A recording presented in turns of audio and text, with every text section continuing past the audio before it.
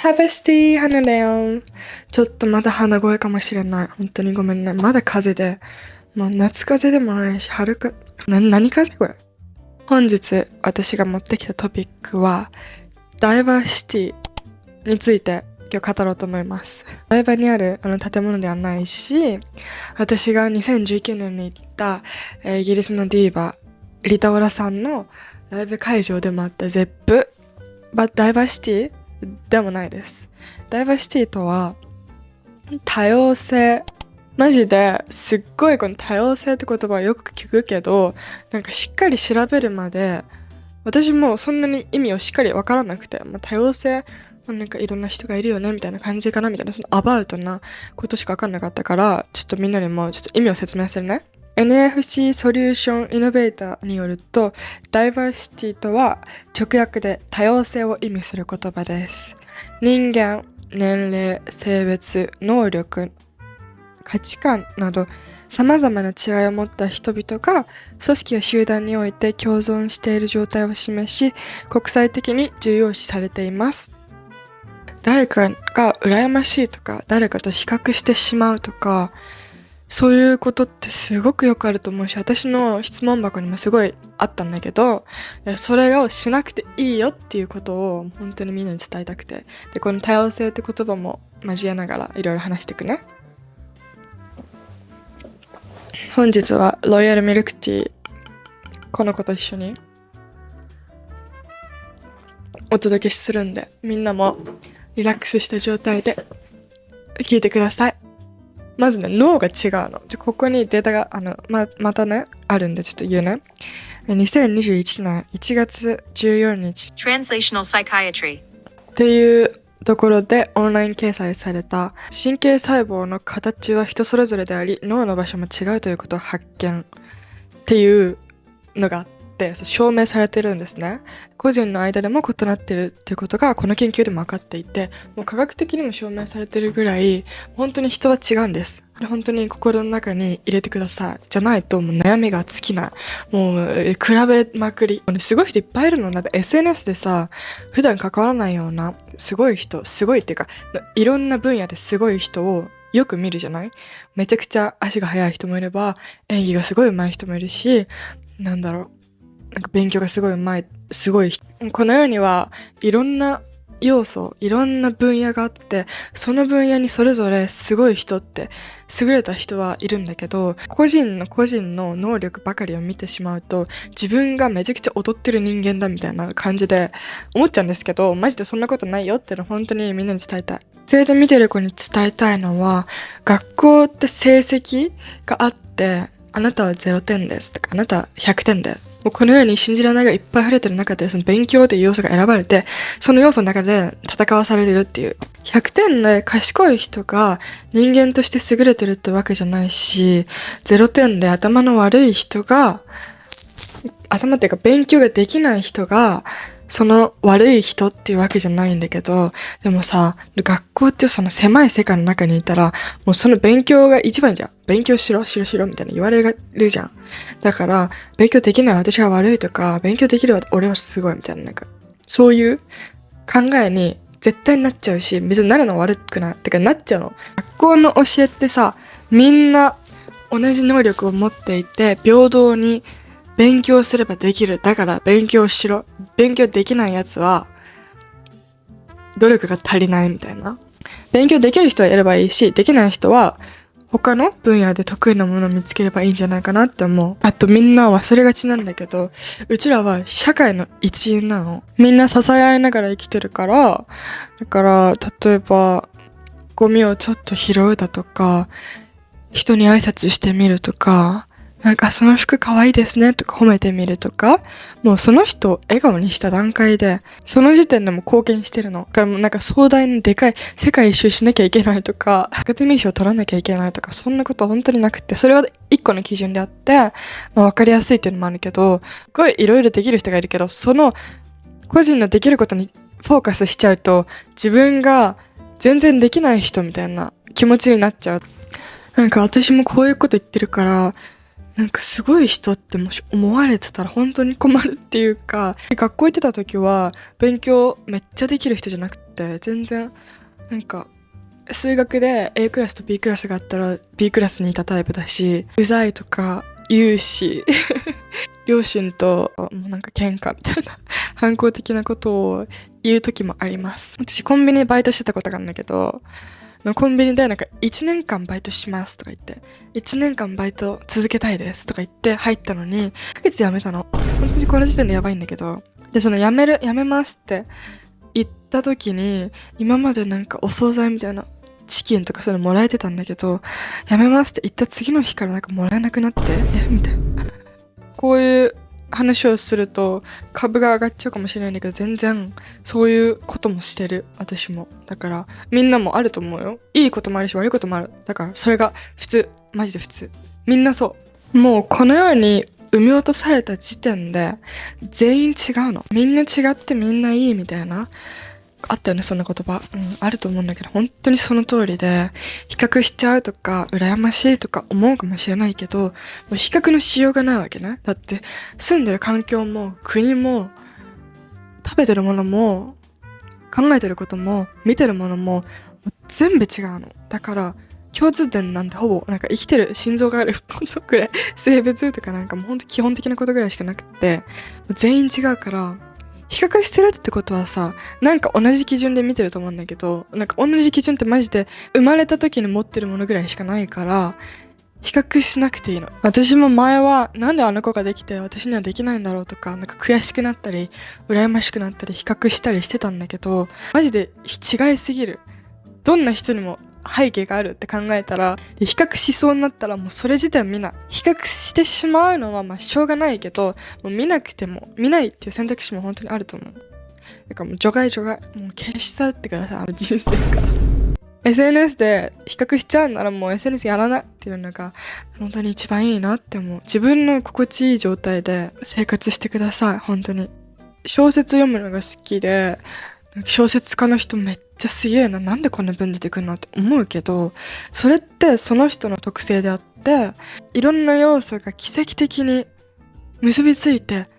その人は素敵な文章が書けるけど、私はその人と違うから、その人と同じ努力の仕方をしても限界があるの。努力したら報われるって言葉あるけど、それって限界があるなって思う。だってもう背景が違うんだからさ。塾にめっちゃお金かけてる人は、まあそれ頭良くなるじゃない？で、私は塾に行ってないみたいな。で、この差は、その努力ではどうしようもない、こういう差があるっていうのを認識したら、心がめっちゃ楽になると思う。その人それぞれに役割があると思うから、それを理解したらめちゃくちゃ心が楽になる。もし全力で100% 努力してトライしてたら、あ、もうこれ無理だって思う時って来ると思うのね。もうそうしたらその時に諦める勇気も必要だなって思う。頑張らずに挑戦せずに努力したら報われるって何っていうのは変だと思うけど、まずもしね挑戦したいこととかあるんだったら一回頑張ってみて、それ違うなって思ったらまた違う自分の好きなことに、自分の違うことに考えてみるっていう、なんか柔軟に対応していく力もすごく生きる上で大切だなって思う。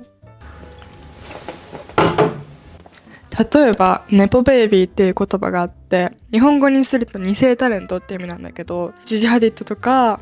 カイリー・ジェンナーとかヘイリー・ビーバーとか、彼女たちってもうそもそもお金持ちで有名人の子供じゃん。すごい批判受けてたりもするんだけど、もう彼女たちも別にその家庭に、その家に生まれたくて生まれたわけじゃないし、誰にもコントロールできないもので、なんかそこについてとやかく言うのは違うなって思うの。でも彼女たちはその家に生まれて与えられた環境の中ですごくうまくやって成功してると思うし、その与えられた環境でどう動くか、自分が、それが大切だなって思った。もし私がヘイリー・ビーバーだったらって理想を考えることもあると思うけど、それって無理じゃん。まあ空想は楽しいけどそれって変えられないから、もう今与えられた場所があるわけじゃん、それぞれに。今こうやって与えられた環境の中でどれだけベストを尽くせるかっていうのをすっごい考えてる。私はたまたま日本の東京に生まれて、たまたま絵が好きで、たまたまなんか喋るのも好きで、たまたまなんか言語化するのも好きで、たまたま発信するのが好きみたいな。もう本当に奇跡の連続みたいな感じで、たまになんか花ちゃんみたいになりたいですとか憧れですって言ってもらうこともあってすっごい嬉しい。まずそれは本当に嬉しくって、すごくありがとうって言いたいんだけど、でもこれって生まれ持った特性として私の得意なことがたまたまこれだったってだけだと思うの。だからすごい憧れてくれるのは嬉しいんだけど、でもその子にはその子の得意なものがあると思うから、それを頑張ったらいい結果が出せるのかなって思う。その人になりたいからその人と同じように努力しなきゃいけないとか思う必要はなくって、あなたにはあなたの得意なものが絶対にあります。だからそれを伸ばしてこうぜって話なの。伝わってるかなこれ。でも得意なことってね、なんか言われないと気づかないんだよ。私もこういうなんか調べるのめっちゃ好きでまとめるのも好きなんだけど、それを当たり前のようにやってたから、自分がそれが得意ってことをね気づかなかったの。で、あとなんか声もね、いいねって言われたりするんだけど、私動画を撮るまで自分の声がいいなんて1ミリも思ってなくって、自分にとって当たり前なことって本当に気づかないから、自分の得意なことが分かんなかったり、私のいいところってなんだろうとか思った時は人に聞いてみたらどうかなって思います。YouTube のアルゴリズムおすすめに載った。で、今ね、初めましての人もいるかもしれないんだけど、そう、たまたま本当になんかいろんな奇跡が重なってたまたまあなたのおすすめ欄に現れただけなんで、努力もしたっちゃしたけど、半分運。マジでタイミングと運だなって、人生は少しの努力とタイミングですってなんかあった、こういった名言。私は海外のポップアーティストが大好きで、特に最近はサブリナ・カーペンターさんに思いを馳せることが多いんですね。で、彼女はディズニースターでずっと歌手活動をしてたの。でもなんか全然爆発的に売れるとかなくって。で、その彼女の後輩のオリビア・ロドリゴさんがめっちゃ爆発的に売れて、でサブリナがめっちゃ叩かれたの。その後 TikTok で1個曲がバズって、でも世間からは一発屋だとか言われたりしてもすごいいろんな誹謗中傷を浴びてきたと思うんだけど、その彼女のいろんな努力プラスタイミングと運で今彼女は時の人となり真の次世代ポップスターになって今すごい爆売れしてるじゃない。だからその彼女を見てると本当にうわこれってすげえなって、人生ってマジでいろいろあるなってめっちゃ思う。なんでこんな何年間も見つからなかったのって思うけど、それってタイミングと運がすごく関わってるなって思う。タイミングをキャッチした時にどれだけ逃げさせない、そのタイミングを自分のものにできるか。だからそれを私と一緒に探してこうぜって話。私はこうやってなんかトピックを持ってきたりとか、みんなにインスピレーションを与えたりっていうか、インスピレーションについて話したりディスカッションするのがすごい好きだから、これが誰かのきっかけになればいいなって思いながら、いつもなんかいろんな角度からいろんなジャンルの話をしてるんだけど、そうだから私の動画を見ながらみんなもそういう自分の旅を一緒にしようぜって、そういうこと。こんな感じで多様性についてたくさん喋ってきたんですけれども、みんなから質問とかがちょっとあってから、用事があって初めて関西人と関わったんだけど、みんなフレンドリーで頭の回転が速くてかっこいい、自分にないものをたくさん持ってるなって感じて落ち込んでしまった。私は東北人だから文化の違いをすごく感じて、カルチャーショックが大きすぎて、でも私も関西人みたいになりたいという風に思って気持ちの葛藤。まずさっきも言った通り、関西人と東北人もう住んでる環境違います。周りの人も違います。そもそもあなたの性格とその人の性格違いますので、比べることができないし、私もめっちゃ人見知りなのね。だからすごい陽気な人を見ると羨ましいなとか思うけど、でも無理なの。もう絶対無理なの。私がいくら努力したってその根底に人見知りの性質があるからもう変えられないのね。だからもう変えられないことで悩む必要は一切ない。逆にこの関西の方はあなたのその奥ゆかしい感じを憧れてるかもしれないじゃん。何が私のいいところかなって。何が長所かなって探すのが今のあなたにできることかなって思う。人と比べちゃう。それだけでも変えたらだいぶ人生楽しくなるって考えてる。私は TikTok を何時間も見てたら比べてしまいます。すごい優れた人がもう数秒に1回流れてくるのね。だからもう TikTok はあんま見ないようにしてる。でもその情報をまず原因を遮断するっていうのはすごい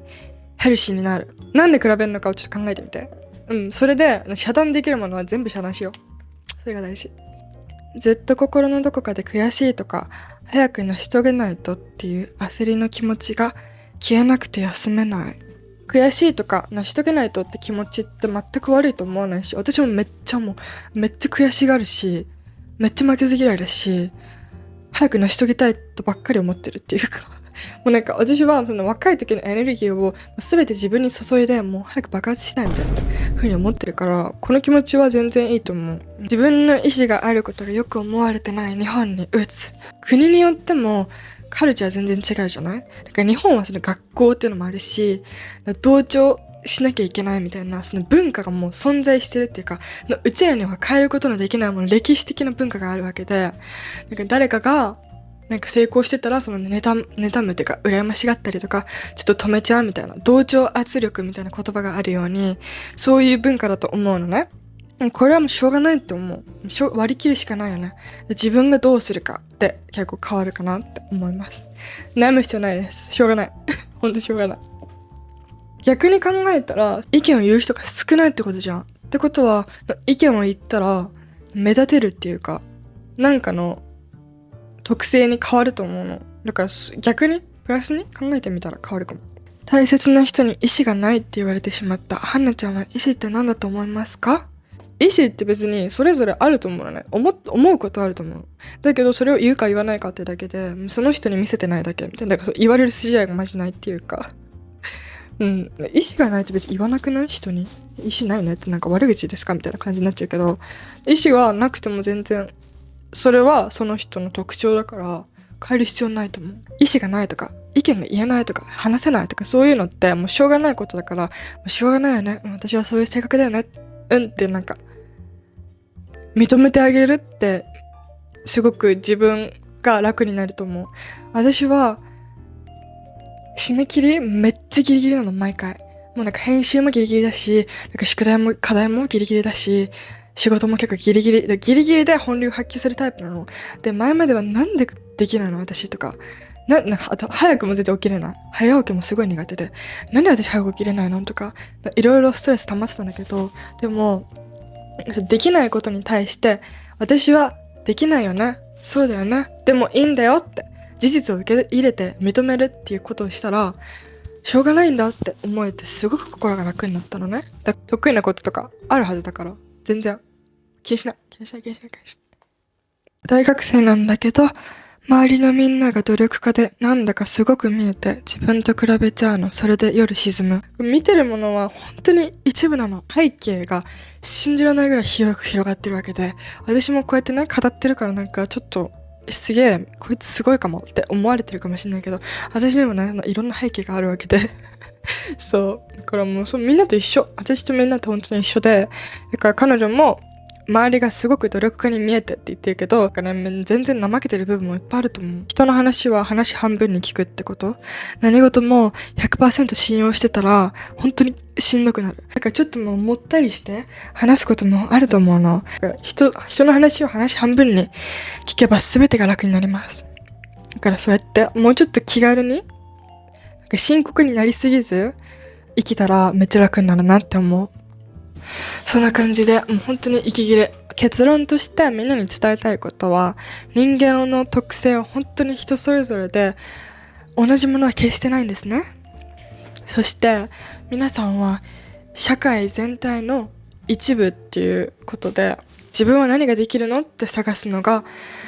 人生においてとても大切なことだなと私は強く思っておりますだからみんなのできること何って聞きたい。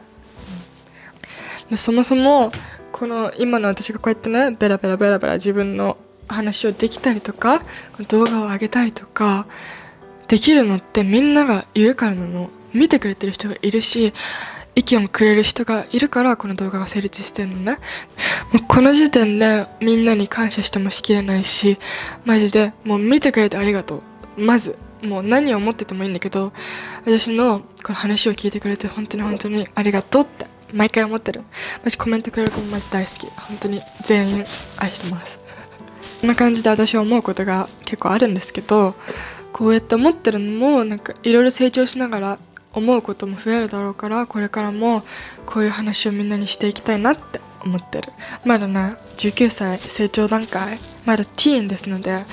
ティーンはティーンなりに思うこといっぱいあるからこれを大人の人たちに、